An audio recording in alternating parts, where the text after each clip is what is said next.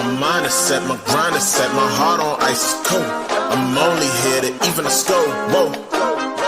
My mind is set, my grind is set, my heart on ice is cold. We down right now, but did it before. Whoa. See from here we going up. Made the call, I shown up. Now the game is sewn up. Say my name is blown up.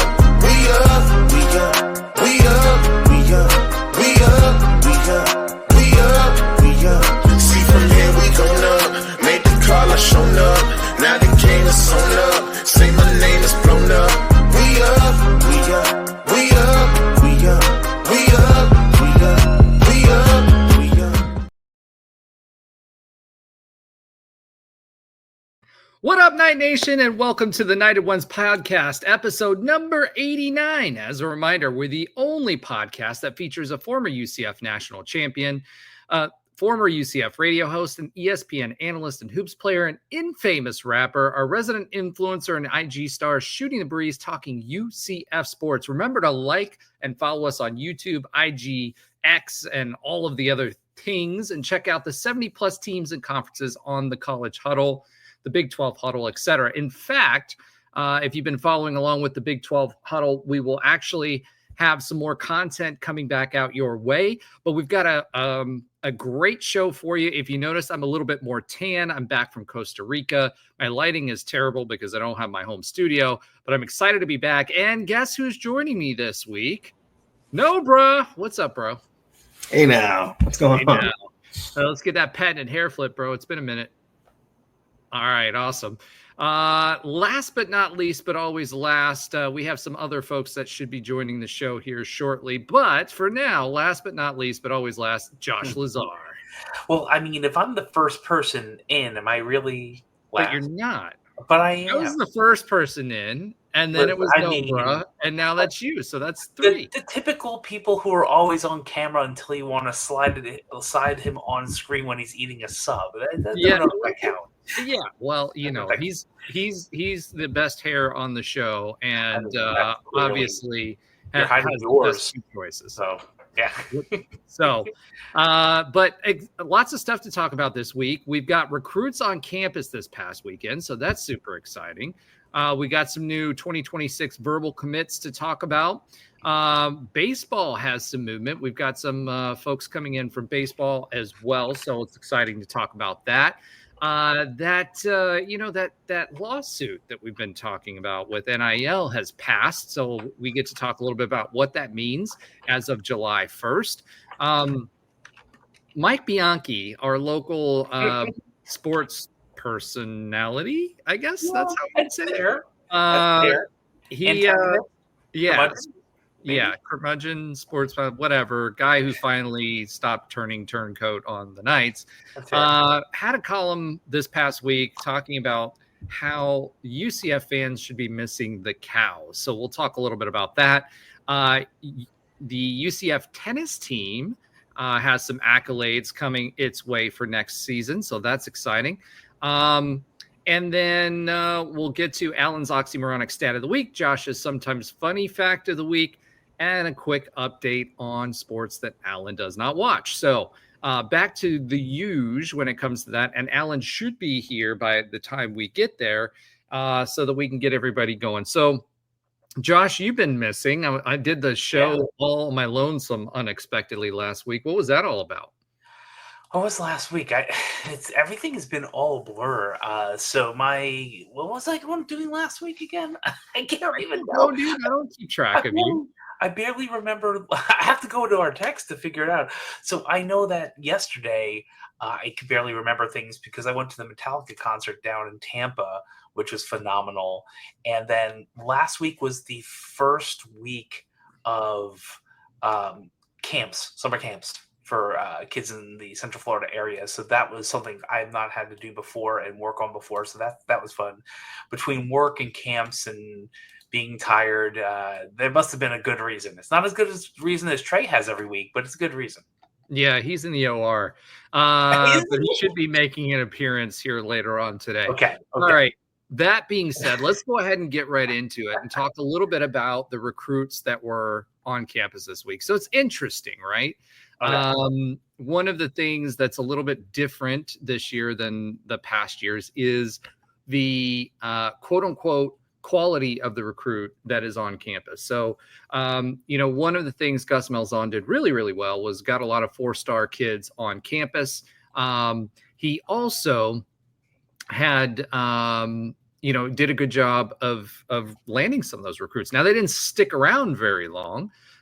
They didn't get a chance to perform on the field because we were constantly looking at the portal, but he did do a good job of getting kids on campus. So when we look at these, every single one of these kids is a 5.5, 5.7, not ranked, 5.7, 5.6, 5.7 NA, right?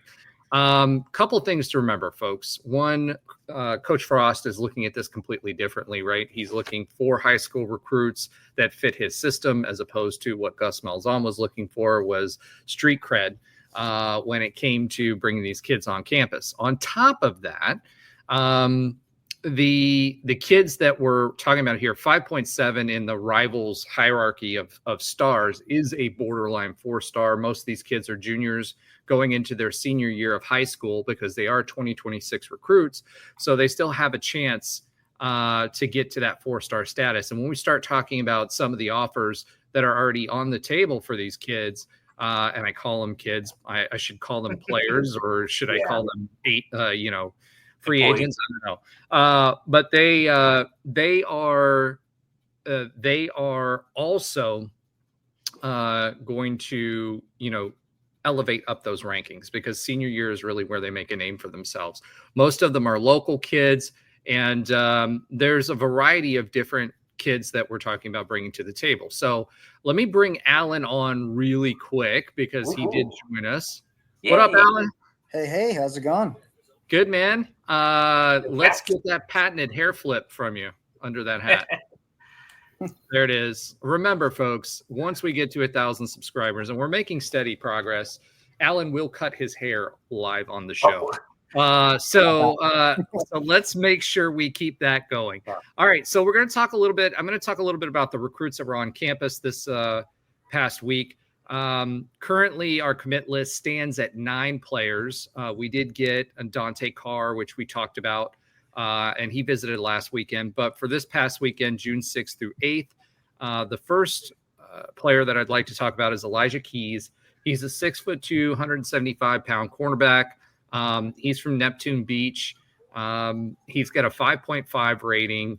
He's a 3-star. So this is a kid who has been around the program for quite a while. He's visited during spring practice, and he ended up committing on March 29th. So he is currently a verbal commit coming into the weekend, but his offer list is actually pretty impressive. South Carolina, ECU, Tulane, Pittsburgh, and the Cows, among others. He had 6 pass breakups as a junior, but will, he will do more in his senior year. So he's from Neptune Beach. They've got a decent program down there, but not as much visibility as some of the other programs that are out there. So he's rated currently a 3-star, but I expect that to come back up. He's a 5.5 according to Rivals. New commit, and someone who was on campus this weekend, committed this weekend, is Kaj Baker. And Kaj Baker is really, really interesting because it reminds me of the mold of a running back when AK and Otis and some of those earlier running backs that we had come to the table under the first Frost era. So might be, clearly we're looking for that scat back type role. I said scat pack because I drive one. So I'm just saying that. He's 5'8", 165 pounds. He's out of Miami, Somerset Academy. He's got a 5.7 rating right now on Rivals, 97th in the state and 11th in the position ranking. So what's interesting about him is, typically when kids are rated as far as recruiting is concerned, it's a combination of how much exposure they have, the program that they come from, and their measurables, right? Just like the NFL, they're going to look at the NFL, they're going to look at your wingspan, they're going to look at your hands size, etc. A kid that's 5'8" and 165 pounds, that's really a kid that's got to have some speed, and he does. He's clocked in the low below 4.4 40s. He's a track star, just like the scat backs of the past that we've had in Adrian Killens and Otis Anderson, Adrian Killens specifically. So I expect him to be used not necessarily exactly the same as AK, but in a similar type fashion in getting space and then getting yards after the catch. Oh, we have a greetings, gentlemen, from Trey Neal. As we promised, he's made it. So he's fresh out of the OR with his hat on. Trey Neal, what's up, bro? Greetings. Greetings. Where's the gentleman? Did we finally talk you out of that? Welcome back to the show, man. Opportune time. Yeah, it's been too long. But we were just talking about Kaj Baker. I don't know why I keep saying Barker. New recruit, running back, who is a speedster, 5'8", 165 pounds. Now you played, and we're expecting a similar type of role to what AK had. So you played against AK and Otis Anderson and those guys. As a defender, what made them so difficult to defend other than getting them in space and hitting the jets? But what do they give us, that type of player give us, that another type of traditional running back might not? Yeah, I mean, you hit on it with the, the game-breaking speed, obviously, you'll take it. But for me, what made it difficult is football is typically like a big man's game. Everybody's 6, just huge athletes. O-line, I mean, our O-line was big, 6'3", 6'4". They could hide so well behind their blockers. It just made it hard to kind of see where they were at. Like AK would be behind the O-line, you couldn't see him, and he's fast enough. If you don't catch him fast enough, he's out of there. Same thing with Otis, and Otis obviously he wasn't AK fast, but the acceleration just as accelerate. He could get top speed quickly, and he was extremely shifty. So I think that's what made it difficult for those smaller guys. It's just you just can't see him, man. It's hard to see him and navigate through all the traffic that's already hard. They can just hide, and they can get through creases that most, a guy like Bowser, was it Bowser? A few years ago, he can't squeeze through those holes. He'll hit a lineman in the back. Those are the things that those smaller players, that's an advantage to them. Now, the disadvantage is you get a good hit on them, they're going to go flying. But that's just the trade-off you have to take with it. Yep. And they, the interesting thing from a defender standpoint, we both played defense, is it really puts a lot of pressure on gap integrity. Yeah. And it makes you and discipline. And then it also allows you to go around the edges. That's one of the things that if they're plugging up the holes in the middle, then a kid like that's going to go around the edge and he's going to dust you, whether it be a jet sweep that we saw back in the day or dumping it off for a short pass to the edge to get him where he needs to be, whatever. So what it gives you the ability to do is if we've got folks like we do now that are great backs, in between the tackles, and you've got a relief valve, because again, when we played a lot of 2-back sets, and we were really, really successful with 2-back sets. And because you essentially had 3 backs in the backfield, right? You had Mackenzie Milton who could run if he needed to, right? Yep. So it's pick your poison. So a kid like this, if you get him in a fast-paced offense, when we scored in short periods of time, especially when we started wearing out defenses, and for long scores, right? There wasn't any of this dink and dunk kind of passing. We either hit a long bomb with Mackenzie Milton, or we got it out in space to someone like AK, and he took it for 50, 60, 70 yards. And being a track guy and being conditioned in the Florida weather in the second half, if you're a defense, it's going to be really, really, really hard for you to do that. And you play 4 quarters of football, and I can tell you, midway through the second half, you're going to start losing your concentration on gap integrity. You're going to start losing your quickness when you're getting to the ball, because if they don't train like what you guys did at that time, they're going to be worn out. And most of these guys, that were playing, they're not used to playing 120 snaps of football. Even in our league, in the Big 12, Baylor doesn't play the same brand of offense that they used to. Nobody else really does anymore either. So this is a kid that can be really, really dangerous. And we are obviously not the only ones who think so, because this kid rushed for 1,653 all-purpose yards and 19 total touchdowns as a junior. He had Pittsburgh, Virginia, Wake Forest, and Louisville for offers, and that's just to name a few. This is his first official visit, and he committed verbally to the Knights. Now, we all know he's rated as a 5.7 3-star, which is borderline 4-star. With his size, that tells you the type of talent, let alone that he's coming out of Miami, but the type of talent that we're talking about with a kid like this. And if you're wondering why I'm talking about him more than Elijah Keys, is because Elijah Keys was already committed. Kaj Baker, not Barker, committed this past weekend, and it seems like he really is the type of back and relief valve that Scott's looking for when he puts his hybrid offense back together. Yep. Boys, did any of you have anything that you wanted to add to that? Alan? I mean, you hit on it. I mean, I first of all, I'm always a fan of getting kids from South Florida. So, and it's really interesting to kind of see Frost. We all remember the first ever recruit in Frost's first tenure here was Adrian Killens. So this definitely is very reminiscent of that with Baker. Obviously, fits that mold, speedster, real, little guy. But I love the recruit, getting some of that UCF fast mold in here. Obviously keeps open the South Florida pipeline. His kid's out of Pembroke Pines. And despite his size, obviously still has plenty of offers. Got off from Florida State, Miami, Oregon.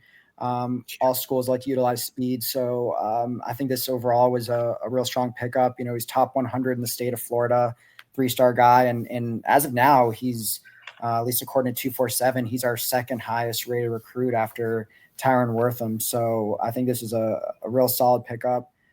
Probably a guy that, is listed as an athlete. Maybe he'll be running back, but, could be a guy also in the slot. So I think this was one of our best skill pickup players in the 2026 class so far. Yeah, and it'll be really interesting if we can hold on to him, right? That's the thing. Yeah. Can we hold on to him for a whole year? And we'll talk a little bit more about where we're positioned with that later on when we talk about the NCAA lawsuit and what the effects will be of that now that it's been approved. But, for me, this is a good pickup, and I'm hoping we can hold on to him. Next, we've got a local kid from Wekiva, Isaiah McNish, 6'4", 265 pounds. He's listed as an athlete because he plays both ways. He plays tight end, and he's been recruited as defensive end as well. Good frame for both positions. He had 30 solo tackles last year, 3 sacks, 9 offensive touchdowns in 7 games that he played. And again, these are all juniors, right? So they're dominating in their positions as juniors. So his offers included, and it's crazy because he's not ranked, which is crazy by rivals yet, which means he hasn't been to camps, et cetera, but he still has offers from Pittsburgh, Michigan State, Georgia Tech, Missouri, and Q's. And this, again, was his first official visit, and he verbaled on his first official visit. The difference is this kid has been on campus numerous times. He's been here for unofficial visits. He's been here for all those kinds of stuff. And he said that he was waiting on the UCF offer to commit. So kind of interesting that he plays both sides of the field and was pretty successful in both. So he, it'll be interesting to see. He's primarily a defensive line kind of guy. And that's where we expect him to slot in, but a good pickup nonetheless, and a hometown hero, which we need to continue that that progress, in my opinion. Next, we have Jarius Rogers. Now, this one's interesting. This guy's been as a 5.7, top 100 in his state, number 43 in the position in the country. He's an edge rusher, 6'5", 218 pounds. He's from Fleming Island, Florida. Does anybody know where Fleming Island, Florida is? Because I don't. All right. I don't know. I'm going to guess West Coast South, and I'm going to find out if I'm right in a second. All right. Why don't you Google that? Because that's what we're going to do. He was actually committed to Syracuse and has been committed since January 27th of 2025 to Syracuse. He didn't get an offer from UCF until mid-May. He has offers from Florida State, Cincinnati, Kentucky, Nebraska, Notre Dame, and SMU. He's set to schedule. He's set to visit Syracuse for an official visit next week. Remember, kids are restricted to 5 official visits now, whereas before they could take as many as they wanted to. So it's interesting that he came to UCF. I mean, granted, it's close to home. Tre found out that's close to Jacksonville. And actually, I should know Fleming Island because it's south of Orange Park, and I'm in that area quite a bit. But kids got a long list of offers. I mean, anybody who's getting Florida State, Kentucky, Nebraska, Notre Dame, and SMU with all the kind of cash that they're throwing around is going to be a kid that we want to definitely take a look at. Good frame. And again, another top 100 kid in the state. So hopefully we can bring him home. Next, we have Al-Hassan Adrisu. Now, I may have messed that up. So Al-Hassan, my bad. If I mess that up, he's 6'8", 240 pounds, defensive end. He's out of, believe it or not, Connecticut. So St. Thomas More, Oakdale, Connecticut, 5.6 rivals rating, 3-star, number 3 in the state, which is interesting. I don't know what that says relative to translating to Florida terms because it's Connecticut, but clearly, with Carr and then with this guy, we are looking for talent. We are not just recruiting the stars or name brand as Gus was. So good frame for a defensive end. Not a whole lot on him, but he's more of an upside pick, I think, more than anything else. He was in Maryland for an OV last week and scheduled to go to Washington State and Temple in the month of June. My guess, again, this is a kid that they feel like they can work with and work into our system. Next on the list is Desmond Johnson, 6'1", 200 pounds. He's from Northwestern Miami, Florida. He's a 5.7 rivals rating, top 100 in the state is in his position. He's a linebacker, 6'1", 200 pounds. It's interesting. We're still seeing a lot. And this is really the difference between a 3-star and a 4-star, right? When it comes to linebackers, is whether they're 6'3", 6'4", and 240 pounds, which is crazy coming out of high school, or even 220 pounds versus 6'1", 200 pounds. He was offered in February. He recorded 83 tackles last year as a junior with 4 interceptions at Miami Northwestern. He was all day first team honors. Pittsburgh is also looking at him quite a bit. It'll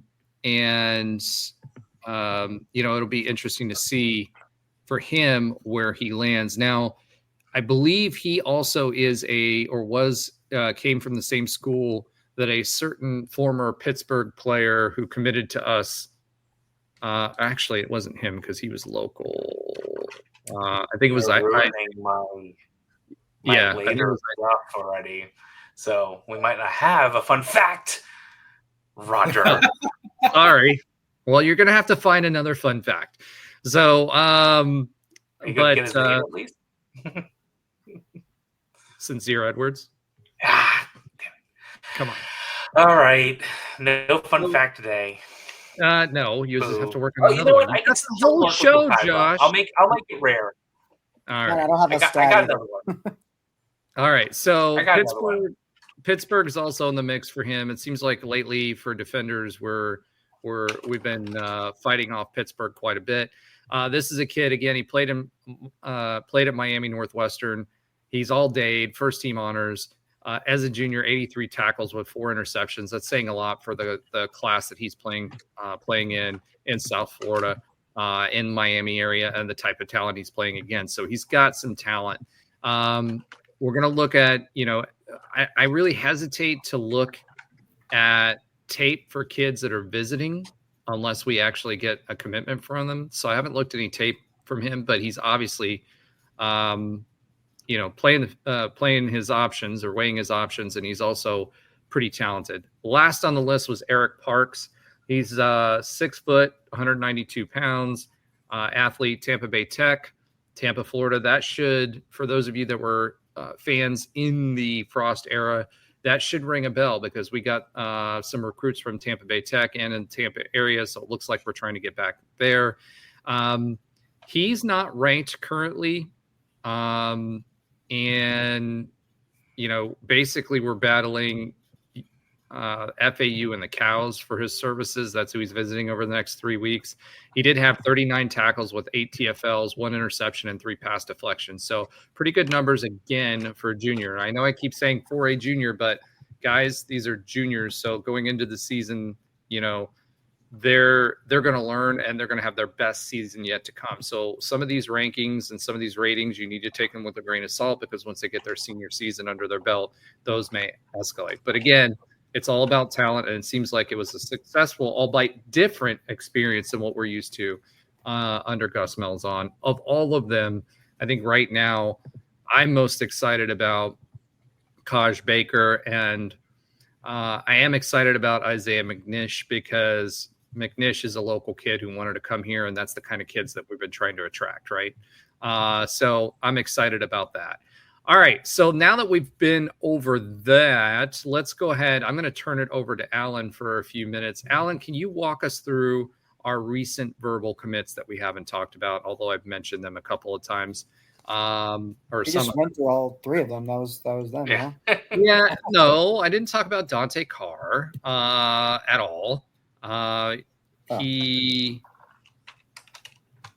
Yeah, I could talk about, so Dante, obviously second QB commit of the class, which I thought was interesting. I thought, when UCF had landed Kane Archer, that was going to be our, that was Frost guy for the class. I always feel it's a little dangerous getting 2 QBs in a class, maybe makes, someone like Kane Archer decommit. But nonetheless, we did get Dante Carr kind of out of left field all the way in Minersville, Pennsylvania. He is not ranked by 247. He is ranked in the composite rankings, but not in their like solo rankings, but he's given a 3-star, not nationally ranked. He is, I guess, a top 30 person in the state of Pennsylvania. Not as reputable as other states, but still is not getting a ton of attention in recruiting. Most of his offers really were FCS outside of a couple, small ones, Coastal, Army. And then he had Rutgers as his lone Power 4 offer outside of UCF, of course. So he's definitely a dual threat guy, but most of the damage that he did last year was on the ground. He had over 1,200 yards rushing, but I think he only had about 1,700 yards passing. So dual threat, but seems more like a run first guy.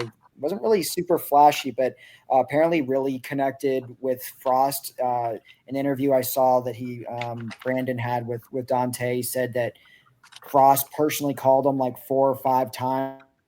And he said that was the first college coach to ever, personally call him and, made him known that UCF really wanted him and, pretty much verbaled after that. So I don't know, the strategy here is a little bit interesting, but clearly Frost sees something in him. And now UCF does have 2 QBs in the class. Obviously Kane Archer is, more known and has a lot bigger of an offer list, but Dante, will see maybe a guy that could end up playing a different position. He's pretty big, 6'3", 200 pounds as a junior. So he's definitely got that prototypical quarterback size and can run. So we'll see, if obviously, again, he stays for, the next 12 months and he actually puts pen to paper. But interesting recruiting, one of the really the only one of the only recruits that's not from Florida or Georgia. There's a couple others that weren't, but for the most part, and then he's the only one from Pennsylvania.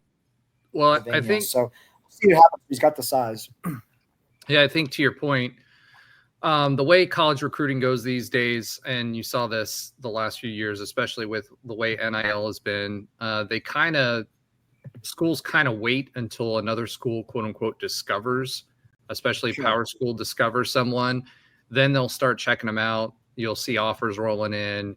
And then, it's usually a dollars and cents kind of conversation. But with us being early with him, 6'3", 200 pounds and a dual threat quarterback. Especially with wheels. That's solid. The other thing to consider, especially is the QB room going next year, is we will lose 2 QBs, and typically you want to keep 5 QBs in a QB room. We picked up a couple this year, one of which I think has some potential. And so this would be a good person to slot in there along with, our quote unquote number one with Kane Archer, to be able to, at the very least, compete. But if not, most of our backup depth will be gone. So bringing in 2 high school quarterbacks, I think that's actually a solid choice. Anything about Kaj Baker that you want to talk about? I mean, we went over him, everything I said already about him in that last segment there. We pretty much talked extensively about him, but, talked about it was like Adrian Killens, and, I'm interested to see, obviously, if we can keep him for the year, but obviously very highly rated, has a lot of big offers, and I love that as the type of athlete. We're getting the speedster. I think it's a good, pickup in terms of just having that change of pace, that smaller guy being able to maybe use like 2 sets like you had talked about, or, late under Gus, there had been a lot of, kind of the bigger type of back, like an RJ. So I think it's cool to kind of mix this in again. And I think this type of guy like Kaj can really fit a Frost 2.0 offense. Absolutely. And I think for Isaiah McNish, we pretty much covered everything for him, other than saying he's a top 125 player in Florida. He does have 12 FBS offers as well, which is actually more than what Kaj Baker is, which is kind of interesting to me. I don't know what that says, than the fact that he's not ranked. I mean, most of them, he's got Georgia Tech. He's got Georgia Tech in here. You got Buffalo, Charlotte, Connecticut, whatever, Michigan State, Missouri, Pitt. Those are all solid names there. And for some reason he's not rated. And that goes to show, I think, to me, is these are the kids that kind of fly under the radar and don't do the camps as much, et cetera. Yeah. And I know, Trey, you were kind of that way when you were being recruited, right? You didn't do as many of the camps and things. So you were kind of under the radar. You had the Vandy offer with a certain coach that ended up going to Penn State that you were considering when you were being recruited. What was that like? Like, why didn't you attend as many camps, et cetera? I mean, you were in Georgia. It's a Atlanta area, North Atlanta area. You were in a football hotbed. Why didn't you go to more camps and things like that? I mean, well, one, I played other sports. Like I played basketball, I played baseball, I ran track. So my coaches, they were like, don't burn yourself out. Just in general, like, enjoy your time, play other sports. Like, your football is going to be here. And we played every year I played, we played in state every year. So we knew we were playing from June-ish, practicing June all the way till early December. So my coach just didn't want us to burn out. And then again, it was the way we played was, and at least in, that metro Atlanta area, it's very different than like the Florida in general. Like, we play a lot more physical style. So our coaches were like, you don't need to go to camps because you're not getting recruited based off that. The coaches that want you are going to want you as football players. How much do I agree with that? I wish I would have gone to more camps because you get more exposure.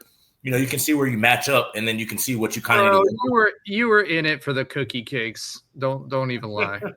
No, but I mean, like, just in, like, I think that's more of a, like, to me, camps didn't I didn't see the benefit of it at the time. I was just like, I'm getting recruited for what I do with pads on. And most camps don't have that. Like I wasn't the super fast, explosive guy that ran great routes, and I wasn't the super fast coverage corner. I was a more physical safety. So, like, how can I showcase that skill set? And I was a smarter guy. How do you showcase that in a camp setting? You can't. So my coaches were like, there's no really point in doing it. And that was a lot of my teams, and that was a lot of the guys up there. It's changed a lot, though, but that's really why we didn't. And I played it again. I played baseball. I was playing basketball. Like, I didn't even think to go to camps. I was just like, well, I'm playing basketball. Sorry. All right. So, Tre, could you windmill dunk? No, I couldn't windmill. I could dunk, but I couldn't windmill. 2-hand or 1-hand? I could do both. Okay. All right. I was a one-legged jumper, though. I was a one-legged dunker. So. All right, No Jordan windmill. Jr. Jordan Jr. All right. So that's it for recruiting for right now. But some in other football news, Phil Steele, who, if you've been following the show, back when it was Nightline before it became the Nighted Ones, we actually interviewed Phil Steele quite a bit. He was pretty insightful with his recruiting rankings and his team rankings and what expectations were for the year. He always had an interesting stat where he looked at teams and how teams that lost close games typically had big turnarounds the next year. Now, with our team, I think it's a little bit different because we obviously have turnover at head coach. We have a turnover at systems within the NIL era. You've got a turnover of rosters. So I'm not sure if that accounts for as much anymore, but he did come out with his rankings in his magazine for what he expects the Big 12 to look like next year. Interestingly enough, this is the order that he ranked them in. Baylor, Utah. So Baylor's interesting. He really must believe in what Baylor's doing down there.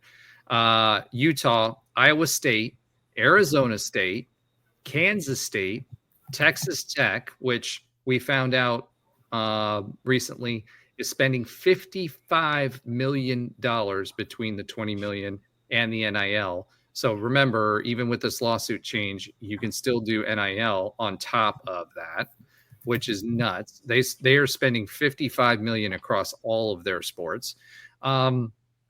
Next, TCU, then BYU, which is a pretty big drop off from last year, Cincinnati, Kansas, Houston, and then UCF ahead of Colorado, Oklahoma State, Arizona, West Virginia. So if we would rank right around that spot that he's talking about, obviously there's some variability there. I don't think we're looking at a 3-win season. I think he's looking more of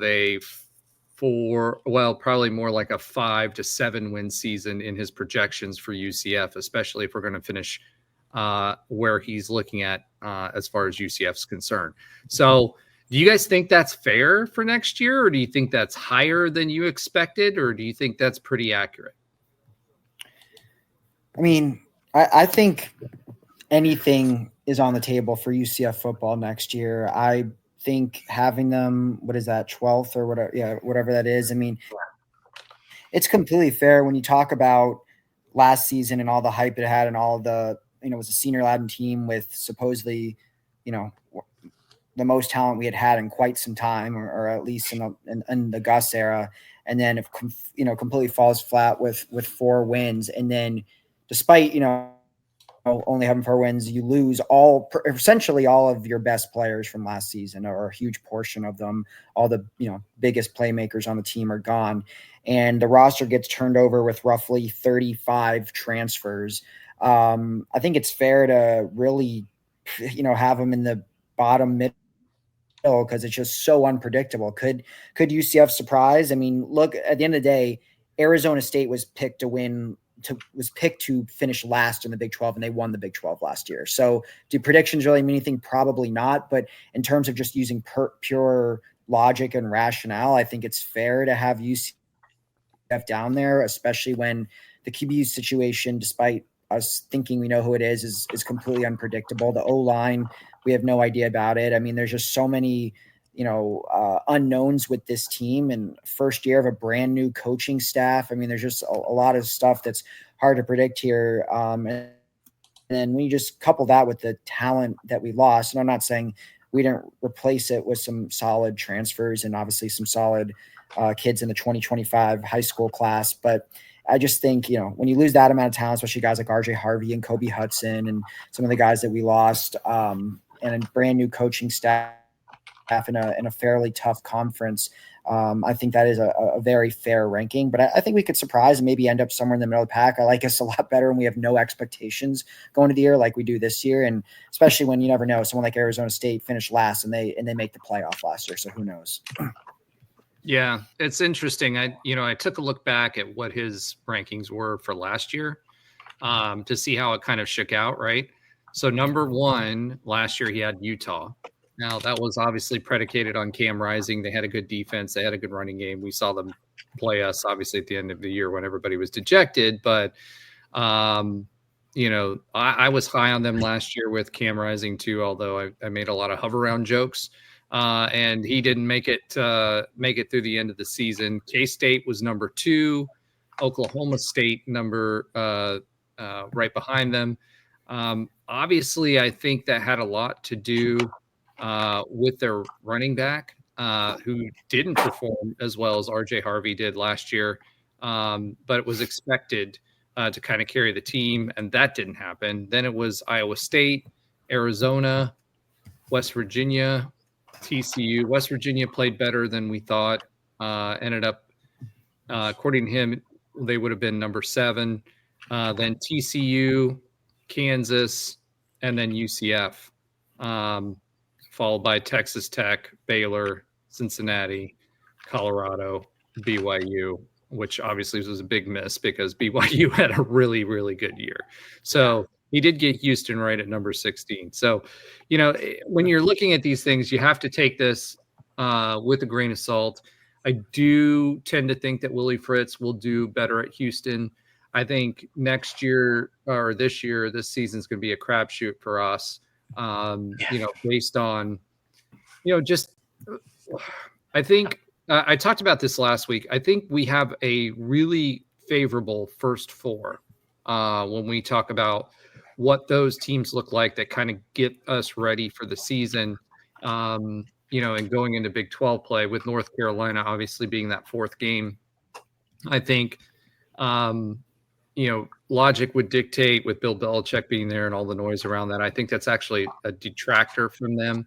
And I think that will hurt them and be more favorable for UCF. So I think that's going to give us a good path for the team to start gelling in the new system, executing the plays, etc., and ramp up to Big 12 play. I've said all along that I think that a bowl season is definitely possible, and I think that should be I think that may be the ceiling for us this year, just simply because we're putting all the pieces back together again. But obviously, I think that I think we're going to surprise some people, and I think that's about right where Phil has us, and I think maybe even a couple spots higher if we catch fire. Trey, Josh, what do you guys think? I pretty much agree with where you're going in that direction.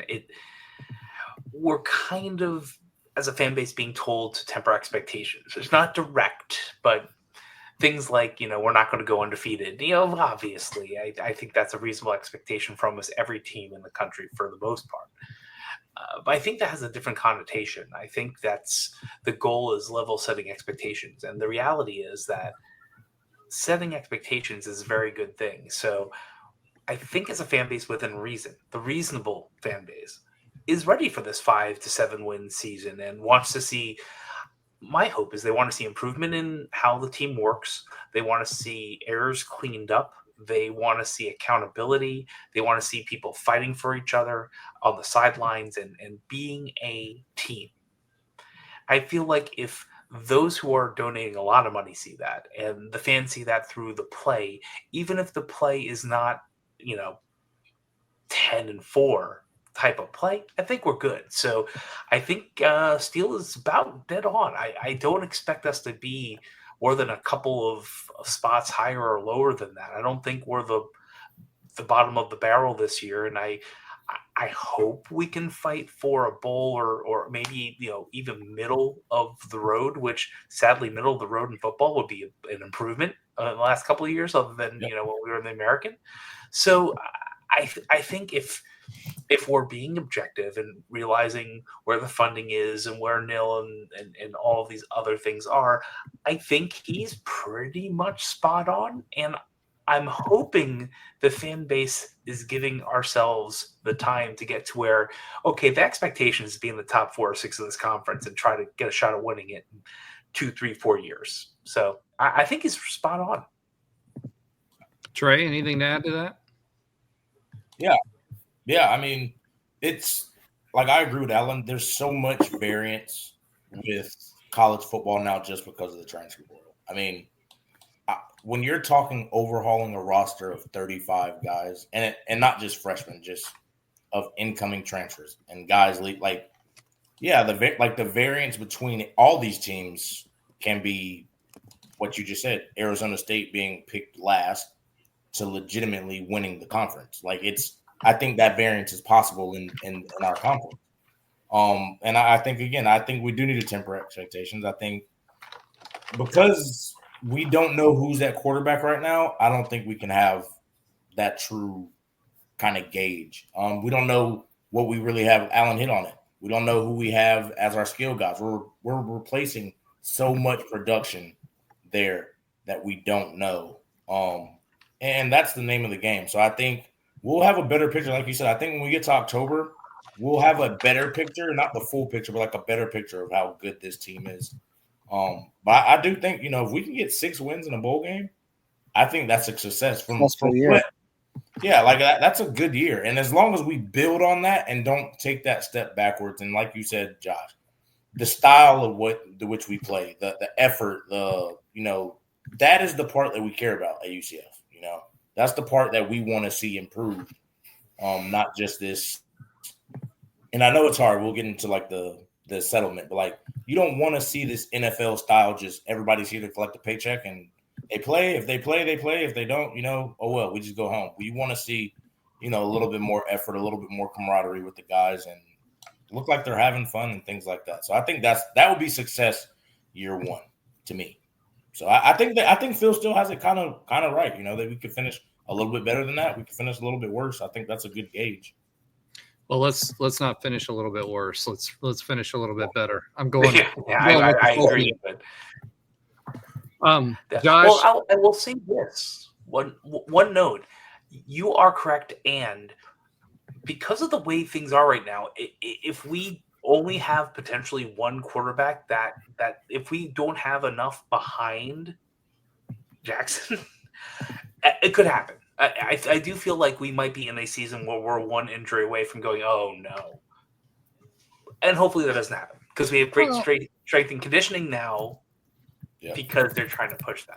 Well, I think we have a safe floor. I wouldn't say safe floor, but we have a good floor because defensively we have a lot of talent and we kept some guys. John Walker comes back.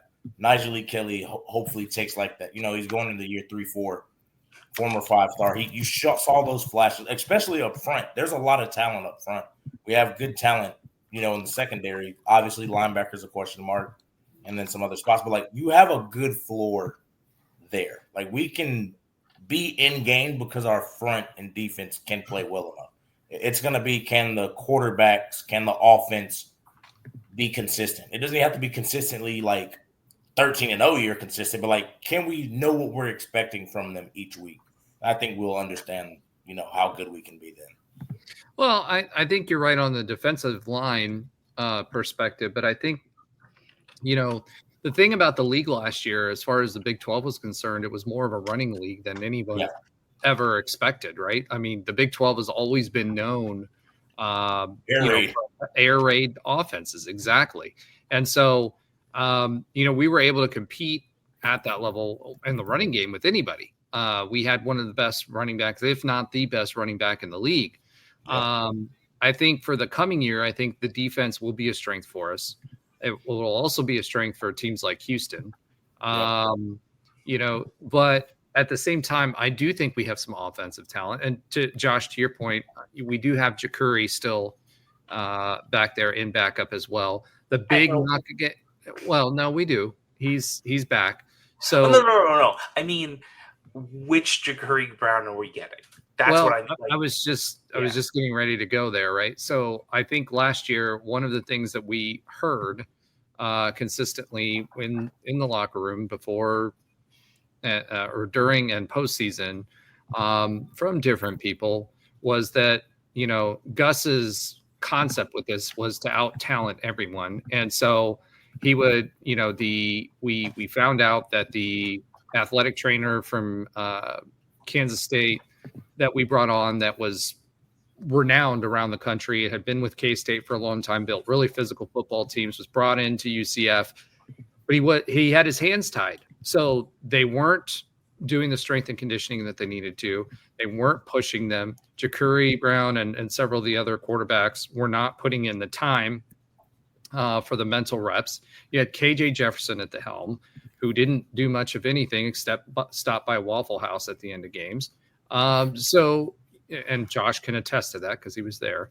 At the end of the day, I think the difference is, at least for the quarterback room, is all you've heard coming out of the quarterback room has been that Mackenzie Milton has had them in there doing the extra work and the mental reps, learning the offense, making sure that they had what they needed.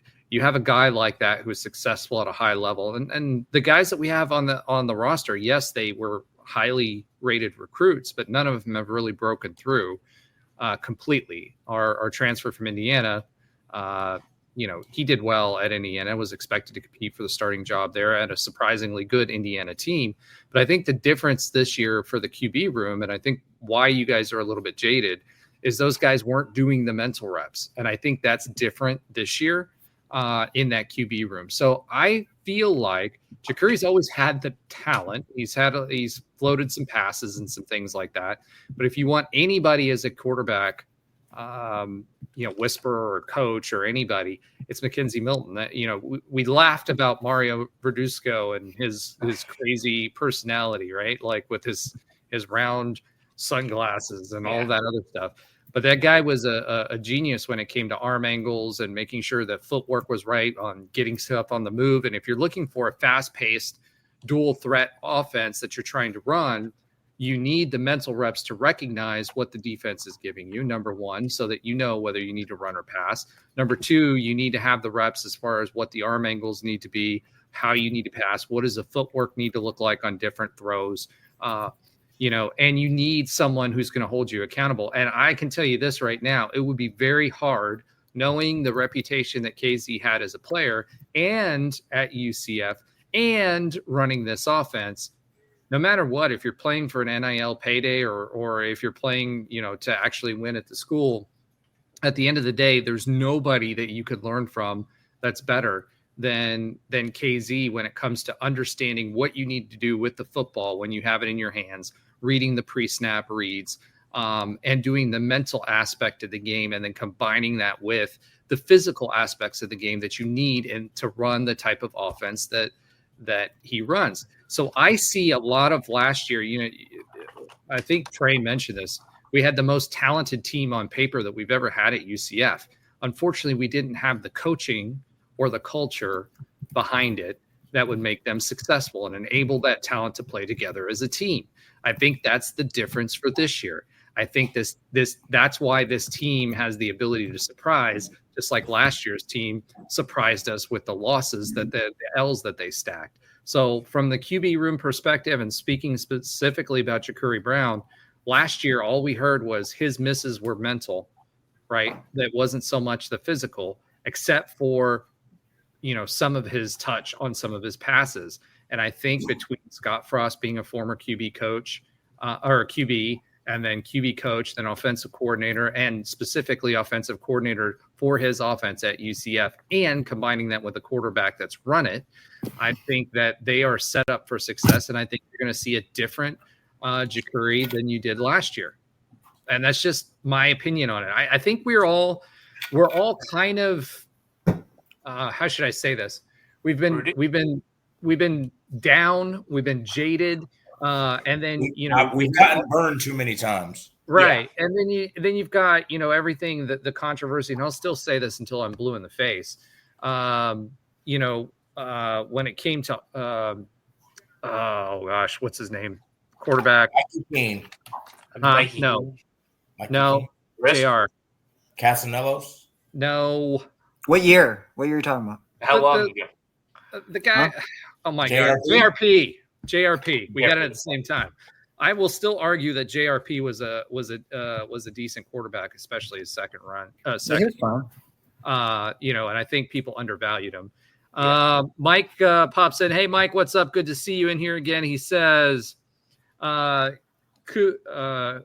Scott Frost to Coop, less than Coop, and KZ being the offensive minds on this team gives me great confidence in the offense. Then he follows that up and says JRP is the best QB we've had since DG. And I agree, but with a different skill set, right? Yeah. So obviously DG was a guy who could pass a beautiful ball, but didn't learn how to run until at least until Oklahoma, right? And he didn't learn how to do that because he didn't really have to. And then when he got his shoulder hurt, then that was against Louisville. He was out for the rest of the season on purpose, right? So at the end of the day, I agree with you. I think JRP was a better quarterback. I think he would have benefited from a third year as a quarterback versus, having been switched to receiver and then coming back. He had the type of I actually would have liked to seen JRP in Frost's offense. That would be interesting to see how he would have done. And with the strength and conditioning coach that would keep him on the field. I think out of the problems. Well, it wasn't just the strength and conditioning. JRP had a nose for the football sometimes in the wrong way. Fair. I think it's a little bit of both. But truth be told, he would have been pretty cool in this offense. I'm not going to lie. I think maybe he has another year. I don't know. Well, he is another year in the NFL because he is getting some movement there. That's interesting. Mike says we always compare to KZ, but he truly is just a taller KZ. Now, Mike, I think that might be a little bit too far. I think that KZ was better. Okay, KZ was different in the sense that he made broken plays with his passing, whereas JRP ran. And so the problem with that is we had such good running backs and we were running so much because it was an unbalanced offense. Whereas, believe it or not, when KZ was playing, we were more of a balanced offense. Oh, yeah. Then I think it was, I used to hold the statistics on this. I don't know if you remember this, guys, but I had this spreadsheet where I did the offense. Generally speaking, we were a 48-52 split. That was not the case with JRP. And I think why KZ was more dangerous was because KZ could get that passing game to stretch the field. Whereas I think JRP was a much better running back than he was a passing quarterback when things broke down. Mike says, I feel like JRP's passing is undervalued based on the running backs we had behind him. I do think he could have developed that part of his game more, but I don't think that he would have ever gotten KZ levels with the arm angles and the things that he was able to do when the plays broke down. So I know we're talking a lot about KZ, JRP, but the point was, I think that KZ's the right guy.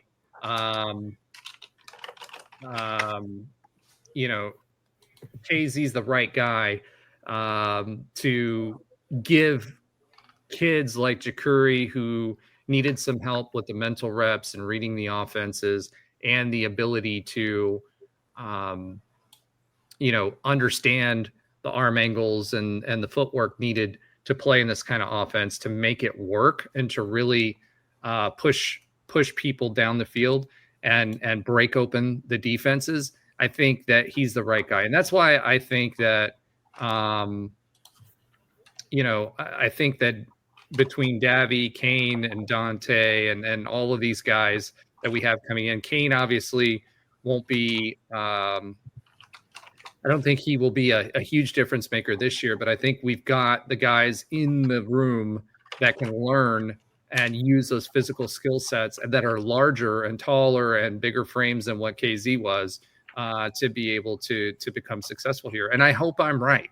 And by the way, I didn't realize this, but there's a new feature on StreamYard that now puts your guys' comments in the bottom right-hand corner, so I don't have to flash them up on the screen anymore. So that's awesome. Thanks, Mike. Keep them coming. And the rest of you that I see out there, feel free to jump in. All right. So I think we may have beaten that horse to death, but I do think that there should be more optimism for a backup if we need it in the QB room than there was in previous years. And that's simply coaching and preparation more than anything else.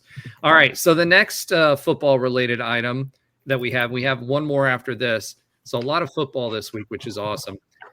Josh, tell us a little bit. You were on campus recently. I've driven by there several times. Tell us a little bit about what's going on with the football stadium and the now official, we hinted at it before in previous episodes, the new name for FBC Mortgage Stadium.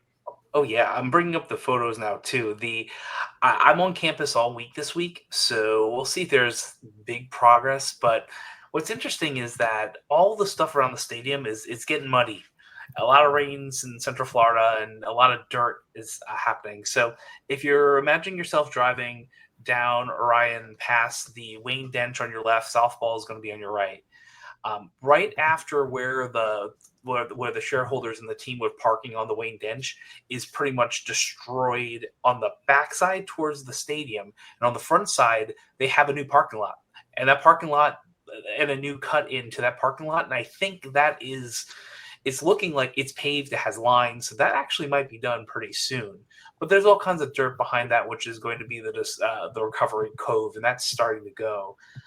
If you keep driving around the stadium to the backside of the stadium where the students sit, that lot that was a high donor lot is all dirt and mud and trucks, basically.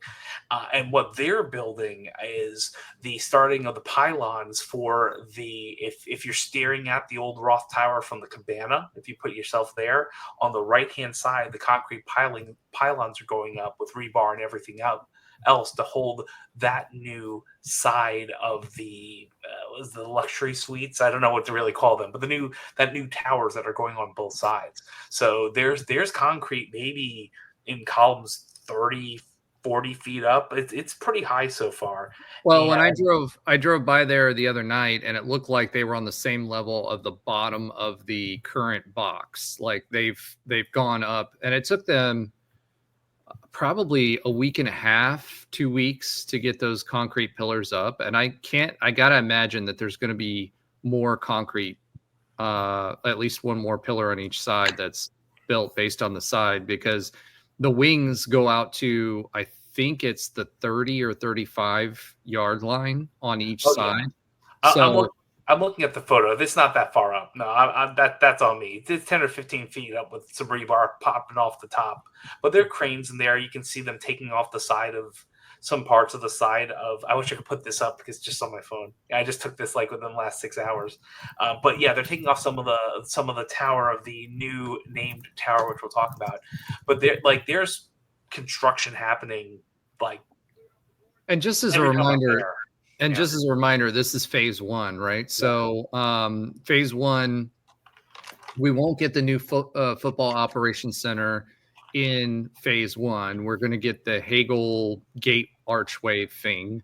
Mm-hmm. So we'll get that. We'll get the new paved areas. They did pull up all of the bricks that if you bought a brick with your name on it in the stadium, they've got that all pulled up.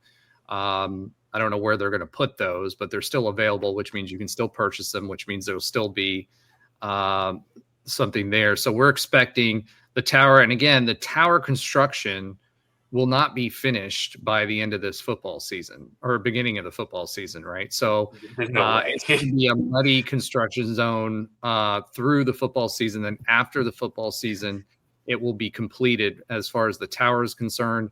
But the area there will be redone as far as the parking situation is concerned.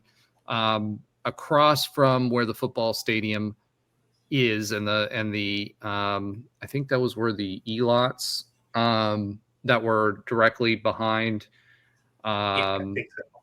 the end zone.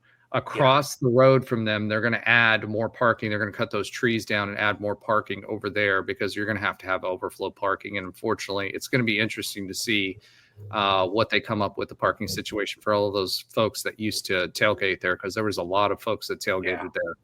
Well, there's also, though, and I don't know if they're going to go into it, if you parked over by the Arboretum area and you walked across the corner, that same path you're going on towards the softball field, towards the Wayne Dench, that was all like cordoned off and really bad and muddy because they're doing construction there.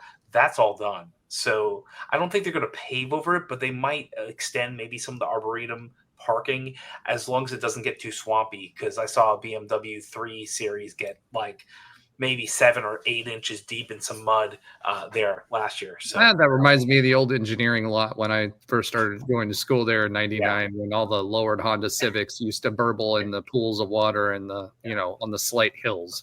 And the memory ball when it was dusty and sandy. Okay, back in the day, we're good. Let's go on. All right, yeah. So I ultimately that construction's ongoing.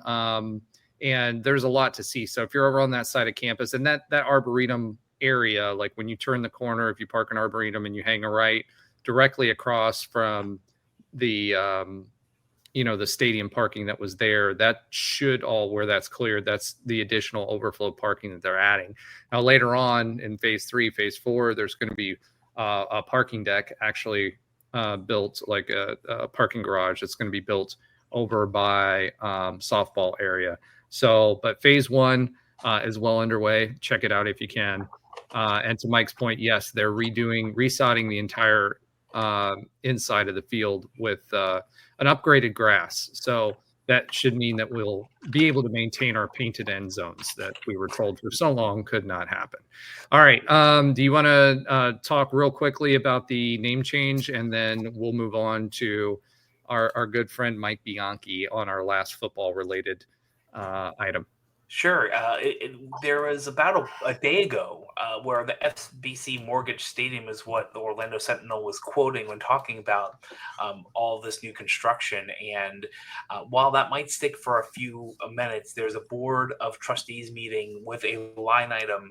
I think it's June 12th, if I remember correctly, this week. Ooh, maybe I can go to it because I'll be on campus. We'll see about that. Anyway, the new name of the stadium, because Acrisure Field is in Pittsburgh, formerly Heinz Field, which is what most people remember that is. So it can't be Acrisure. Acrisure, thank you. At least you paid enough money. We're going to get it. I wanted to see how many times you stumbled on this before you got it right. You could have let me keep going. It would have been the bit. Acrisure, Acrisure Bounce House, if passed by the board of trustees, should be the new name of our stadium. What do you think about using the Bounce House formally in the stadium name when it is tied to a marketing business partner and not, the 2020 season when 3MG and Roof Claim weren't allowed to do it? I don't know, but that's going to be a long name on the side of the tower. So thankfully we're going to have a wider tower, but I mean, we could just call it the ABH Stadium. I don't know. I don't know. Yeah. Mike says he thinks it's better than FBC Mortgage Stadium. I don't know, man. We always just call it the Bounce House. Yeah. And I agree with Mike. It means the name will always be the same when the sponsor changes. I actually agree with that sentiment. Yeah. I didn't even think about that, but because I just think about it is it's always going to be the Bounce House. That's what visitors know it as. And I think even if eventually we go to a concrete stadium in my lifetime, which we probably will, because the lifespan of the stadium, I think, was only 30 years, right? So, yeah. And you're optimistic with the life expectancy. I like that. that. Well, lifetime is happening. That's what it was planned for. No, I'm not talking about the stadium's life expectancy. Well, what are you talking about? Our life expectancy. Oh, our life, dude. Listen, that was 2007, right? So you do the math. I'm planning on living a lot longer than that. I don't know about you, dude. Good. And Trey definitely will be, and Noah 100% will be, unless he keeps eating those burritos off camera.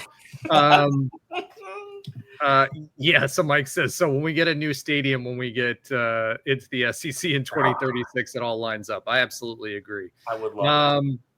So that'll be interesting. But I definitely think that the Bounce House name needs to stick around. If we memorialize it that way, I think that's even better, because that's what we call it anyway. Yeah. All right. Last but not least, on the football, Mike Bianchi, our favorite Orlando columnist, who's the only one who's survived for the past, I think, 35 years as a columnist here, He came out with an article, and his article was that UCF fans, exactly, air quotes. He said that UCF fans should be missing the cows. So let's talk about that a little bit. Should we be missing the cows, or should we be missing a rival? Because our rival has changed over the years. Several times. I mean, there was, going back to ECU was a rival for a long time. FAMU was a rival at one time. What was the noise penalty game? Troy State. I'm sorry. Was it Troy State? I wanted to say it was Troy, but Troy State was. Yep, there it is, Troy. Let's not forget about the Thundering Herd, or the Thundering Turd, as we used to call them back in the day. But there's been lots of my point with all this is UCF, because we've moved conferences on average every 8 years, right? Moving up the ladder, we've had a lot of different, of rivals, right? And yes, the cows were a rival with us for a long time. They're sort of the same. They were the same size as us when we went to school, or when I went to school there for my bachelor's degree. That changed when I went back for my master's, but they were the rival. You had the infamous phone number, you had all this other stuff, and Mike says it's been Cindy since we killed the cows in 2018. I agree.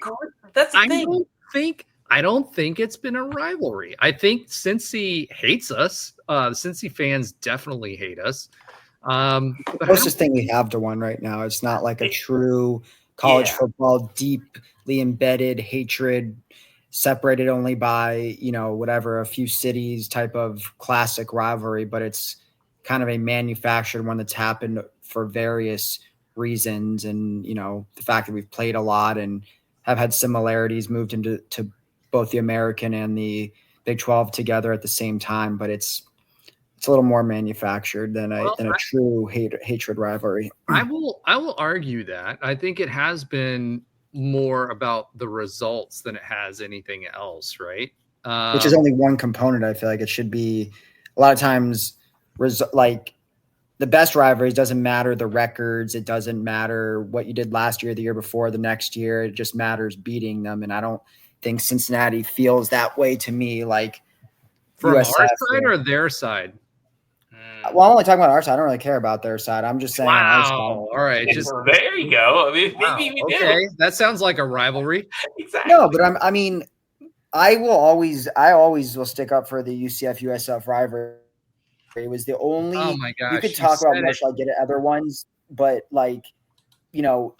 first of all, those aren't really, don't have the geography that I feel like a true rivalry needs to have. Is that that proximity? Like Marshall, I get it, it was there, but USF also, that rivalry even started when we were in different conferences. We were rivals. Will you quit calling them by their formal name unless you? Sorry. Well, I'm using lowercase. I'm using lowercase. All right, cool. So, I always lowercase them. On my posts, I always lowercase it. But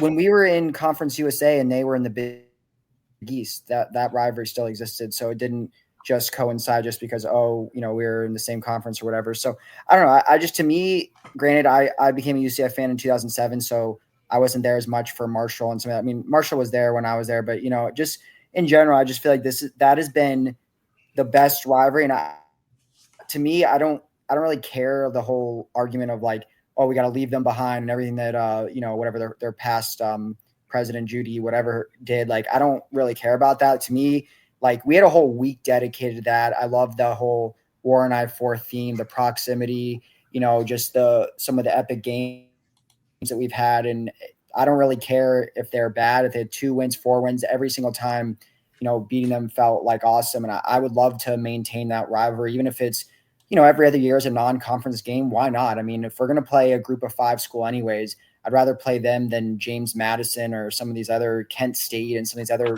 teams we're playing. It's more exciting, and it will always have the location factor no matter what conference we're in. So I'd love to keep that. I mean, to me, it felt like the only true rivalry. I mean, it had a name attached to it. I mean, it had all of the key elements you want in a college football rivalry. And I don't think anything has come close to that, whether it's Cincinnati or some of the other schools that we've considered rivals. On top of that, outside of maybe ECU, Memphis, a couple others, we've played USF almost as much as any opponent in our program's history. So I'd rather keep it going. And if anything, it adds more juice that, we're in a better conference. It's just another thing to make fun of them for. So let's do it. Let's bring it back.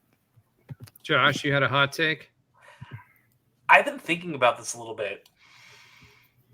I think UF is our rival, and they're just not going to acknowledge it.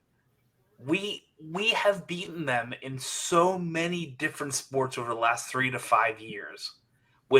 And anyone who is at the Swamp at that atrocious game that we still should have wanted and still should have won knows how horrible it was to walk out of there.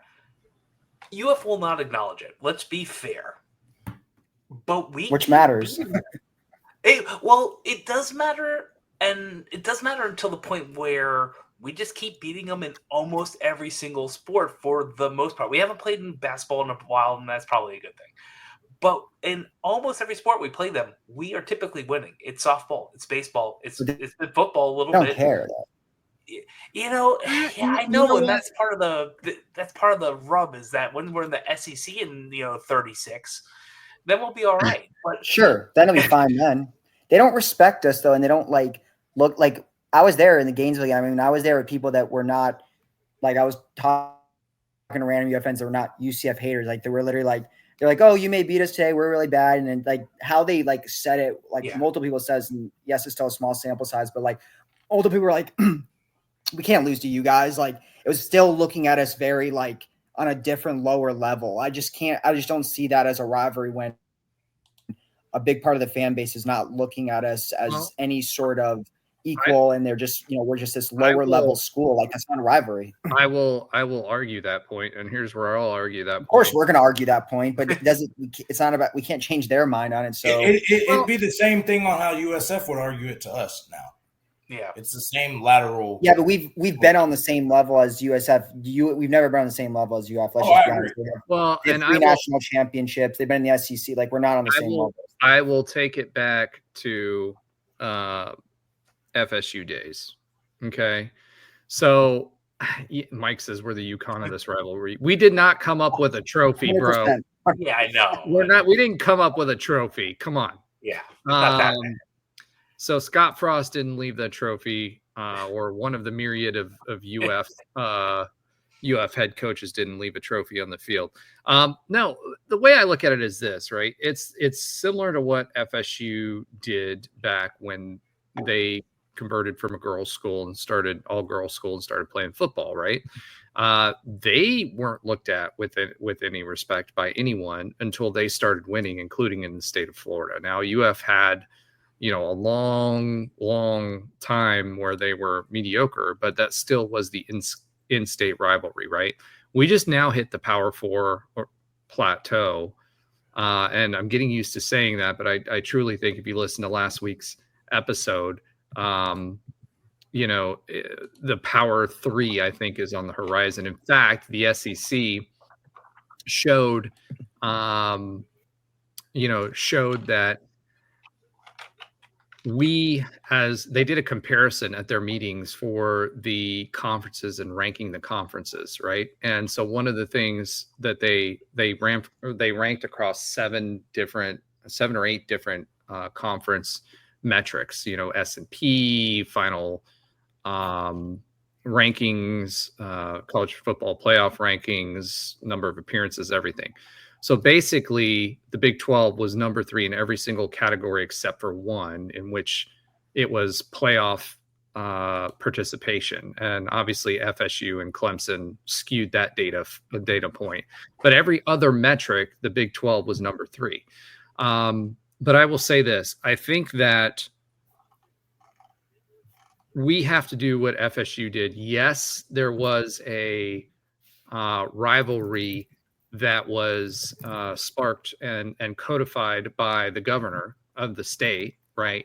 But I think that us winning like we did and continuing to win in our winning ways, there was a lot of noise when we were undefeated. Who was the best team in the state of Florida? All that stuff.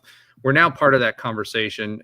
Look no further than the magazines, the preseason magazines that are coming out, where UCF is prominently displayed on that, where we weren't before.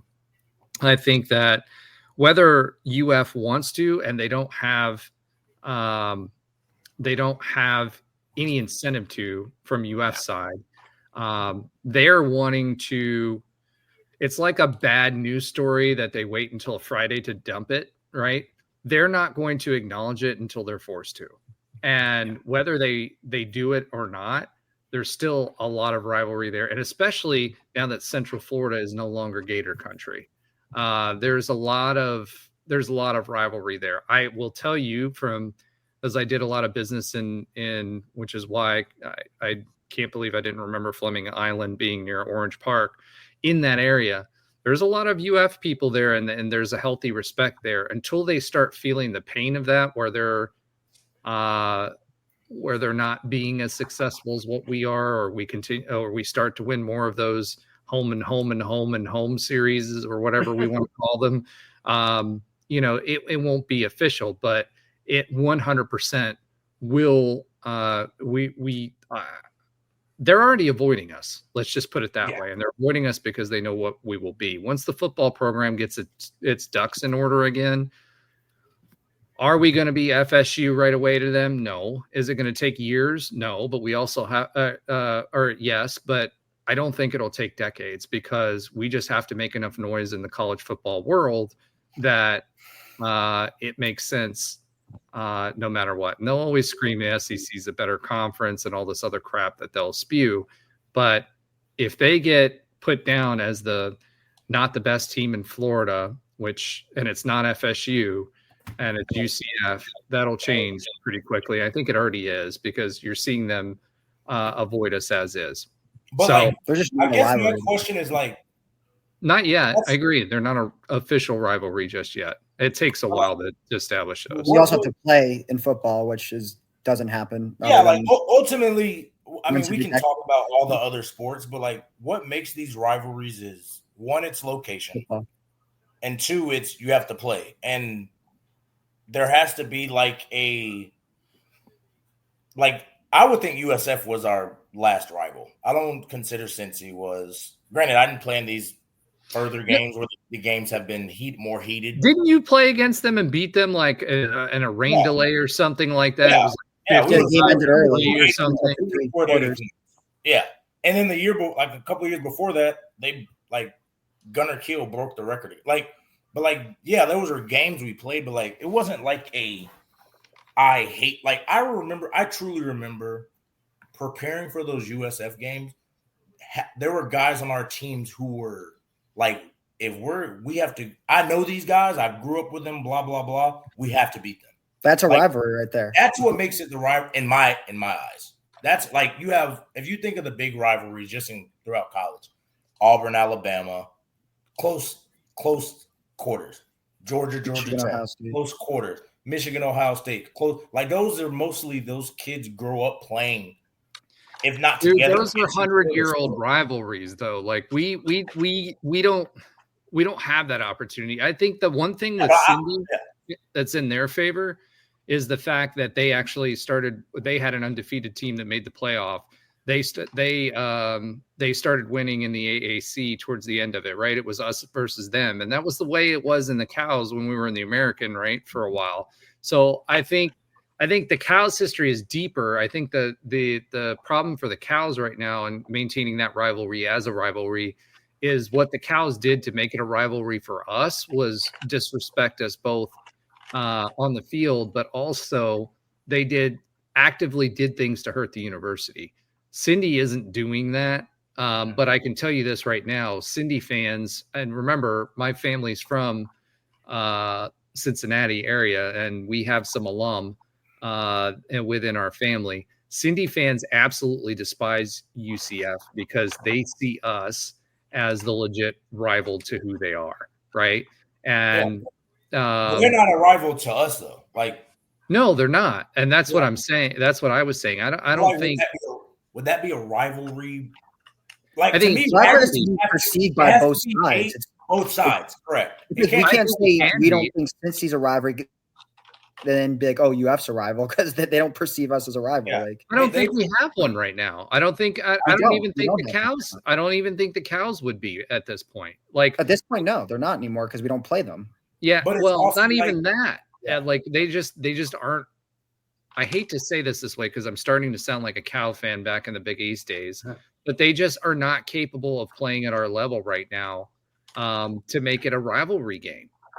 I don't know. Last couple of years, we might not have beat them. But Roger, that same thought process is what Florida and FSU have towards us. Exactly. They can, and even to some extent, Miami. Do I agree? No, I don't agree with any of it. But like that's how they look at it. No matter what the stakes are, there's always a reason why if they win, y'all aren't good, or if they lose, like that's just how they look at it. And I think that's the issue too. Like Florida doesn't look at FSU as that, like the way they look at us. Granted, but they've also been playing for 30 some years and whatever. That's my point with UF is I think they're avoiding us because they know we can hurt them. Right.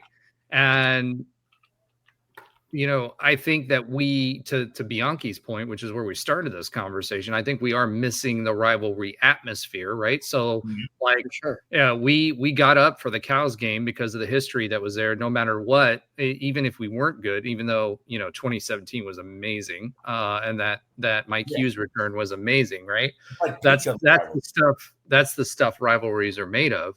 Yeah. But I think that. I guess I look at it out of a different context and lens than what you do, Alan, because I think about all of the other rivalries that we had and we just outgrew them and moved on. And I feel like that's the same. We did outgrow them. You're right. I think that's the same thing with the Cows. Yeah, but I don't think I don't think the rivalry has to be if you outgrow them or not. I think it needs to stem from what it stems. Like we can all agree, Georgia Tech is not the same program as Georgia. Exactly. Auburn is nothing like Alabama. Just like they're good. I'm not saying they're bad or anything. Let's preface that by saying lately, because Alabama had a lot of down years. The last 20 years. Well, since Saban, really. Before that, they weren't. They lost to us in their homecoming game. Yeah, so that's what I'm saying. Like that's it. Back then, it was a lot of back and forth. Like now, it has outgrown, and I think even Georgia to Georgia Tech, like. Yeah, it leans Georgia, but like it's still right at this state. It's outgrown. Now, does that mean Georgia Tech? I mean, they almost won. Was it last year? They went in like 7 overtimes. But like that's what a rivalry game is. Like I'm not saying we are hands down clearly a better program than Cows. I think the difference is that the Cows are not a power program. If they were a power program, whether they're in Big 12 or anywhere else, I think you'd have a leg to stand on. But at this, I don't think you need that necessarily. Like there's examples of P5 versus G5 rivalries. It's still, I mean, the Iron Skillet, TCU and SMU.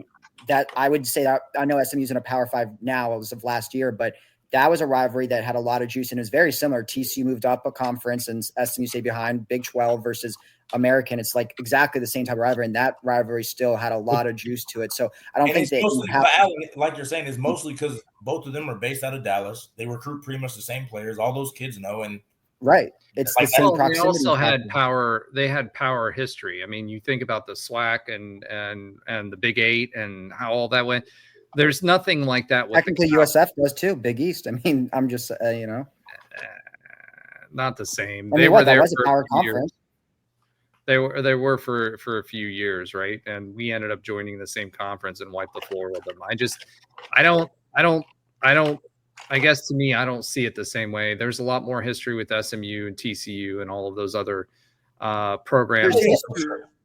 But you have to build that. That's what we were building with USF. And now it's just like, oh, we don't want anymore because, we're outgrowing. I don't know. I don't think that's one. Like, I feel like it's different saying you outgrew Marshall versus like USF, that there's a little, like, there's just more rivalry factor there. I think if you can build a rivalry, that would, like, I don't think we're going to build a rivalry with Florida because they already have their built-in rivals. I think we will if we achieve the success that we're supposed to, or we should achieve, right? Ultimately. So, all right, we're an hour and 30 in. I think we could argue this till the cows come home. Dad joke there for all you guys viewing. But there's one other thing that I want to cover real quick before we talk a little bit about baseball transfers and then get into the final few things of the show. And that is, you heard me talk about this lawsuit until we were blue in the face. Apparently Tre's getting paid. He's getting $60 and a bag of chips for his participation. But the NCAA did finally approve. There it is. Did finally approve the lawsuit for the NCAA. And what this means is that there will be a commission that will be in place. This commission will be reviewing every single NIL deal past $600. It does establish that there's up to 20 million. And I think something everybody's kind of missing on this is there is a contingency in that 20 million that it can be up to, I believe it's 20% or the percentage might be higher. I can't remember now, of the total media rights revenue of that particular participant, right? So it obviously skews higher for the folks that are in the higher dollar or higher revenue conferences. But you can pay up to $20 million and NIL will still exist, but the contracts will have to be reviewed by this commission for anything over 600 and anything that was signed prior to this going into effect, which will be July 1st. Okay. Will also be reviewed by the commission. So what that means is, let's think about Lee Hunter, who went to Texas Tech last year. He got $1 million bag, okay, to go to Texas Tech. That's why he left. We were talking about it at the time. We thought it was $800,000, but it was over $1 million. All of that money for all of those contracts that happened in the last year leading up to this had to be paid out already. If they haven't been paid out, now it can be ruined. It can be reviewed by this commission, and there could be consequences there. So I guarantee you that Lee Hunter was paid most of his bag already. But it goes back to what I was saying earlier about Texas Tech. Their total compensation to their players across all sports is $55 million. There are no guidelines specific to Title IX. So that means that Title IX is still in effect as a law. And that means that we skew towards basketball and football and revenue sports, but it still opens up more lawsuits if the Title IX, by Title IX folks. So this takes care of one problem. It creates the commission. So more of this stuff is documented. It has to go through the proper channels, which is good. but it still leaves open the loophole for Title IX. So there will be schools that push that, and I expect there will be Title IX lawsuits that come out of this as well. So, it's interesting. I think ultimately, is this good for UCF? Yes, I think it is. However, we're still going to be a disadvantage because it does not take care of the NIL problem, other than the fact that this commission is going to review and make sure it's done by the rules. But schools like Texas Tech can still spend $55 million on their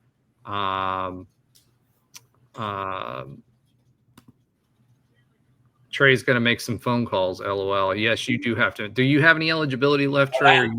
Not me. Lee Hunter's got to make some phone calls about getting that payment before.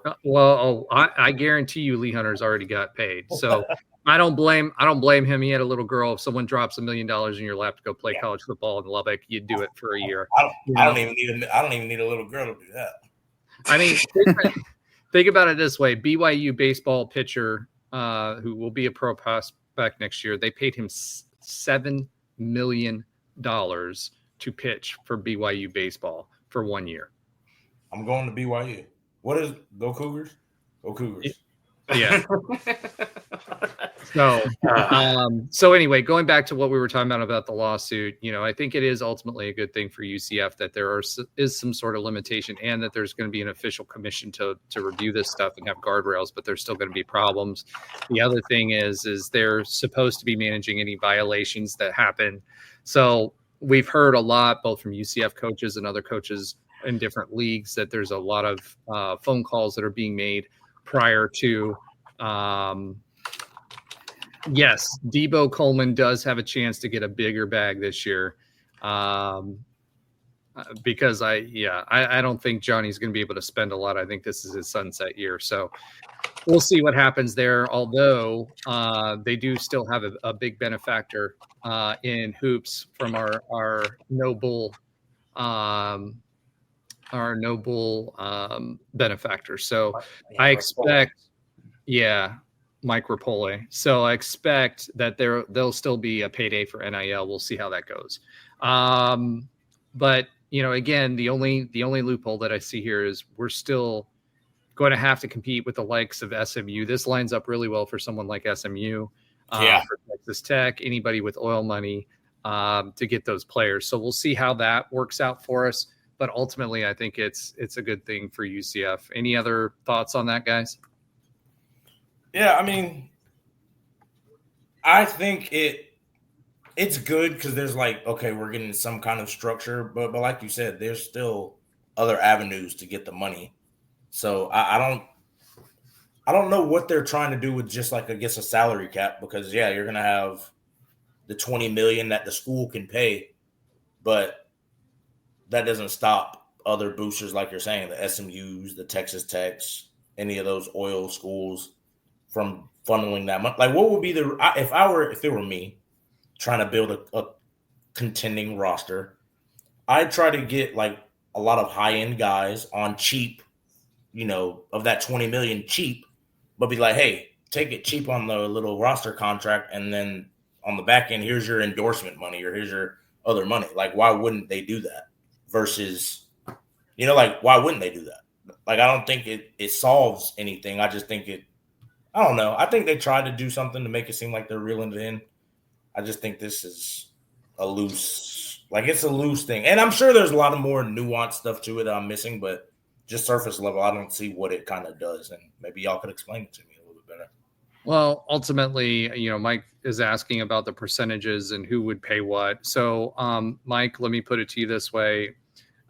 You'll have most schools in the power level have DSOs, just like UCF does. And DSO means direct service organization, which is how we keep things private, don't release contracts like we haven't done for different things, keep out of the Florida sunshine laws, have tax. We're still a part of UCF. Terry Mahajer is a VP of UCF technically, but it's a separate organization that he's running. So there's it's basically a way for us to take advantage of certain aspects of being separate, but still having limitations on liability on lawsuits and things like that as an organization for the university. So more than likely, it will be a department within the athletic department of the university. So depending on how the university has it set up, again, most of them are DSOs, then it will be a department within that group. So think of it like a general manager type of role, or that you would see in the NFL, where they're making the deals for these folks, right? As far as transparency, there's going to have to be transparency because all of these run through the commission. So they'll have to be reported, as will the NIL. But the NILs will still be responsible. So for example, in Texas Tech's case, the NIL, that 20%, that 20 million revenue share will come out of the athletic department, but the NIL, they have a 21 million or whatever the number is. Actually it's 26, 27 million that they're going to be raising for NIL. 14 million of it is coming from the Red Raider NIL fund, like what we used to have. So in UCF's case, everything's being folded in to the department. And then, as far as the breakout via sport, they're going to have to, again, this is where I go to Title IX, right? Because there's going to be a lot of lawsuits around Title IX if they don't evenly distribute or find some way to distribute some of this funds in a quote unquote equitable way. And there's no guidance right now on what equitable means. It's up to the schools. So I was just going to say, what does equitable mean? Well, there is no definition for it. So I think that's going to be fought in the court system, right? Because you're going to have people that say, look at what happened with USA Soccer, right? Or the Olympic teams or anything like that, right? You'd have to justify it either based on the revenue that's brought in by sport and break it down by percentage of that for the non-revenue sports. Or you're going to have to find some other metric to be able to break that down, because the scholarships, according to Title IX, have to be equitable in the sports. So it'll be really, really interesting to see how that happens and how I think ultimately it'll play out in the courts. There's no answer to that, Trey, unfortunately. Yeah, because we know football is the revenue driver of, I'd say, 99.9% of the universities. Yeah. So is it not – it would be unfair if football did not get 99.9% of the revenue. But being unfair by giving other school – by not giving football most of the revenue that they generate, because we all know football funds a lot of the other revenues. How is that fair? What's happening right now is there's a lot of schools, like think of the Stanfords of the world, that, why did they win the Directors Cup for so many years, right? It's because they had a bunch of Olympic sports in there that they funded, right? Yeah. So a lot of schools, what you're seeing them do is fold the Olympic sports that they had, the swim teams, the gymnastics teams, the whatever teams, right? And that actually is ultimately going to hurt the amateur system within the United States for the Olympic teams, because that's where they came from, right? Yes. But basically what you're going to see is a consolidation of the revenue that they would have spent on that redistributed back to the revenue sports, and a closing of many different sports, which is sad for collegiate athletics. But I think what you're going to see more of is schools eliminating sports so they get to the men's. UCF already has the minimum necessary sports required to be at the FBS level.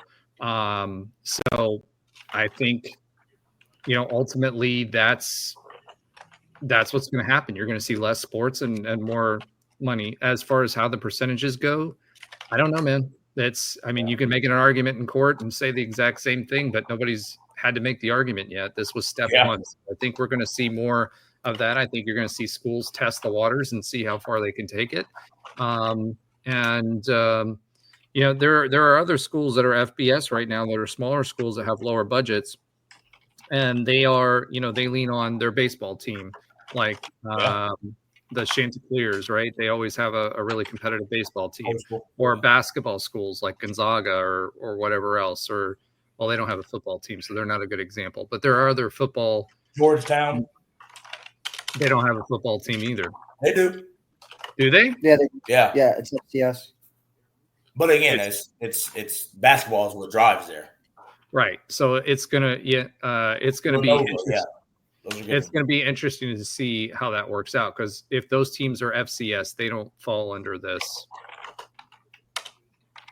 blueprint, right? Yeah. So, or Houston would be a good example, right? They have a lot of money going to their basketball school instead of the football. Now, Houston has Tillman Fertitta that will pay the extra, but that would be an example of a school that drops a lot of money on basketball versus football. Memphis would be another one, right? Yeah. So.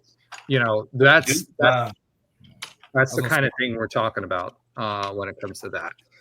Okay. I think we're trying to keep it under 2 hours here. So I do want to drop this one little tennis tidbit.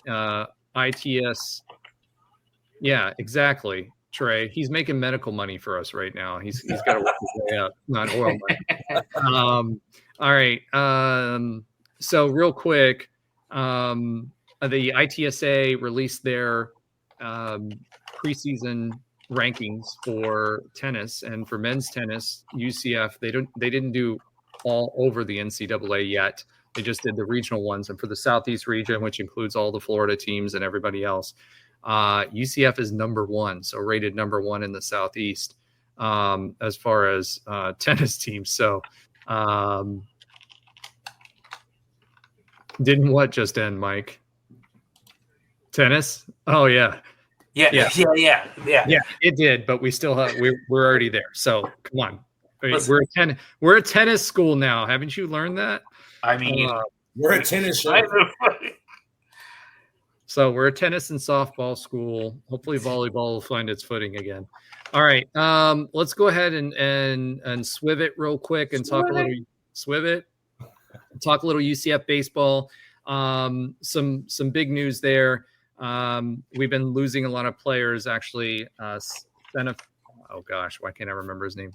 Senefer, who was a freshman prospect that came in as a freshman, did really well, was expected to be in the rotation. He just left, but we brought in Asher Sabam,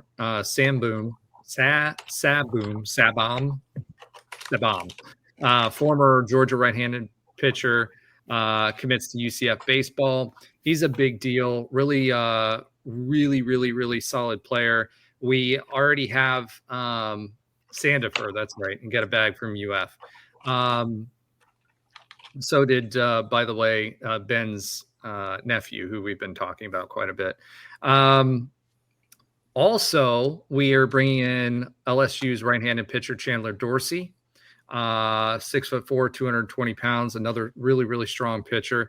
If he sounds familiar, he did play for the Cows in 2024.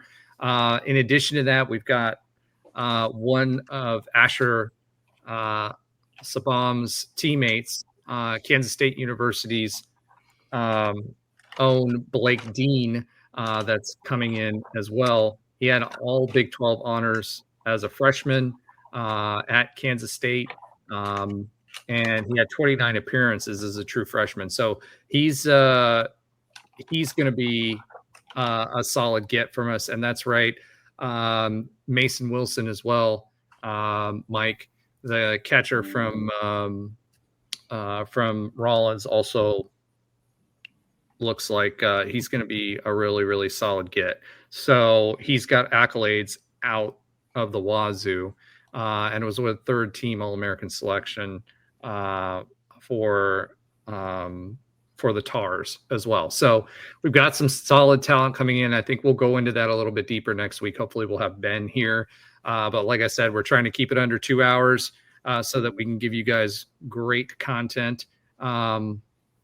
Yes, Blake Dean hasn't announced yet, but is a good friend of Sabon, and he's following Norberto and Wally as well. Asher mentioned him in an interview with Brandon Hellwig from UCFsports.com to kind of giving a wink, wink, nod, nod as well. So yes, I think he is going to end up coming aboard. Chandler Dorsey did make it official as well today. So Mike, I think I just answered your question without reading it. So, all right. That's where we're at for right now. We're going to swivet from baseball. We'll come back to it again next week when we have Ben. There was a lot more football news than I expected, and we were out for a week. Yeah. We'll also save Coach Wash for next week as well. So let's go ahead and get to Alan's Oxymoronic stat of the week. Alan, what do you have for us?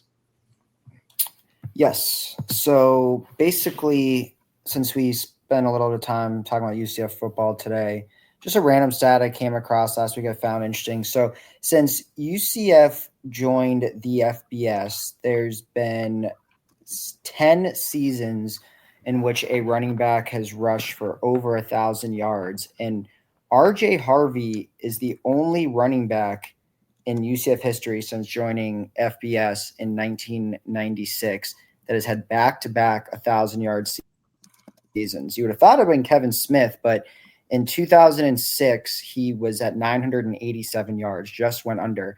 And then there's only one other season in UCF history since 96 that there's been back-to-back 1,000-yard rushers. Now, that season, it was those 2012, 2013, and it was two different players. So RJ Harris is the only one that is the same player.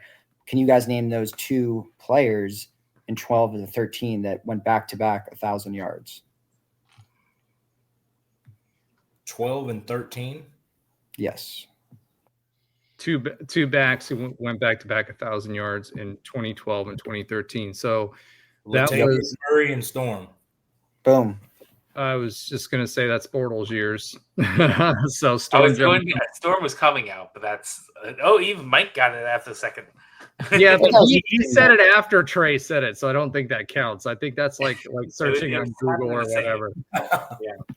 I thought that was interesting that no one had ever done 1,002 back-to-back seasons at the same player other than RJ. I definitely thought 24K, whatever, someone else, but seems like, a lot of those guys had more than one good season, but they got injured one year, the year before, the year after they had a great season, or a new running back emerge, or there's just multiple running backs. But I thought that was interesting because you've had a lot of good running backs. I will tell you this: Latavius Murray was a beast.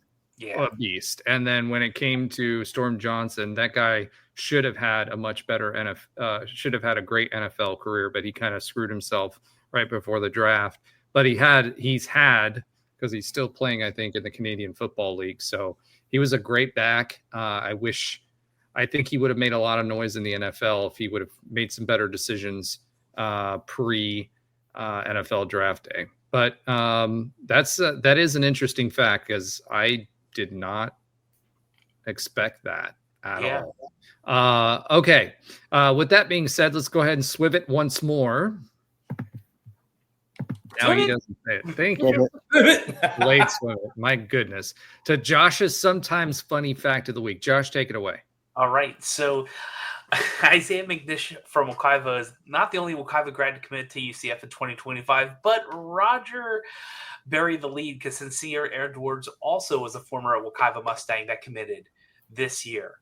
That was the original fun fact. So let's go back a few years. Which former CFP national champion Wekiva Mustang came back to UCF as a senior, as his former team went back to back, crushing the CFP 2 years straight? He was at a different school, transferred back to UCF, and he went to Wekiva for high school. Correct. Since I had to swivel myself. Probably need a range of years to really answer this one. Well, let's talk about. I gave at least one hint in the former CFP national championship and back-to-back, and that second year on the back-to-back, they crushed a current conference mate, like crushed. Like so 60 Cincinnati, something. it's someone from Alabama because they beat Cincinnati. You said, wait, former conference mate or current conference mate? Current conference mate. Or it could have been Georgia beating TCU. I'm going to guess. I'm going to guess it's Alabama. Was it Sean Burgers-Becker? Ooh. No. Aaron Robinson? That would have been my next guess, Aaron Robinson. Getting better on the right side of the ball. Javon Baker? Mike, the linebacker from Georgia. And the winner today is Mike. I'm going to go with Mike's answer, Ryan something or other. Oh, Ryan Davis. Ryan Davis. Yeah, Ryan Davis. There it is. Yeah, good job. But look, Mike shares the dub this week with Alan. Normally, I'm pretty good at these, but this week, it was obscure because the easiest one is currently on the team in a relative story that you heard in the last 6 months. But that's okay. Mike looked it up on Google. Doesn't count. He looked it up on Tre. Let's keep it under 2. So I'm good there. All right. So I'm going to award 1 boom to Mike. He says 100% didn't. I believe you. Prove it. I believe you. It's just like Tre used to, undercut all my. Him and Ben used to steal Ben used to steal all my score predictions. So I've made him. I always ended up going last. All right. Let's go ahead and swiv it one last time to the quick update on other UCF sports that Alan does not watch. Josh, what do you have for us this week?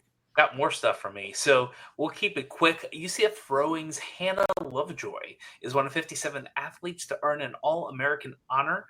This is the 4th night with All-American honors in rowing. As a reminder, the Knights claimed their first Big 12 title and aided her crew to a program-high 15th place in the NCAA championships. Fadi Baidan is joining the men's tennis team because we're a tennis school. We had 2 people joining our team recently, but Fadi is who I wanted to highlight because he's the 3rd highest ranked player from Lebanon and a top junior. And even better than that, he is currently has wins over the former junior world's #1, the current 30th ranked collegiate player in the NCAAs, and an ATP Tour top 200 player to date. So he'll be a freshman coming in. So we have a couple of great tennis players that are coming in because people want to be here maybe at UCF too, but definitely at the USTA and in Lake Nona. It's definitely a great collaboration we have down there. Josh, just food for thought. Probably next time lead with the other stuff because I'm not sure how competitive Lebanese tennis is. So I probably wouldn't have come I'm going from press releases, man. Maybe Lebanon is like the UConn of football players. They have a couple of really great ones. I don't know. But he's from Beirut from what I read. But hey, listen, UCF puts out the press releases. I take pieces from them. All right. So that'll wrap us for this week. Next week, we'll go back to baseball. We'll also go back and talk about the new hoops coach. I want to thank everybody who tuned in, Mike, for participating. Thank you for putting up with our shenanigans. We did pick up several new followers in our off weeks. So I don't know if that means that we should just have more off weeks so we pick up more followers or how that works. But either way, we appreciate it. Those of you that are listening or viewing after we go live, we appreciate you too. Make sure to comment if you don't agree with something that we talked about, or, if you have a question or something you want us to include, just make sure you let us know for next week. Other than that, I'm so glad to be back with a tan/burn. Go Knights and charge on. Charge on, so, baby. Do you keep this after hours thing if it's just you on the mic, Roger, or is it only me when I'm here?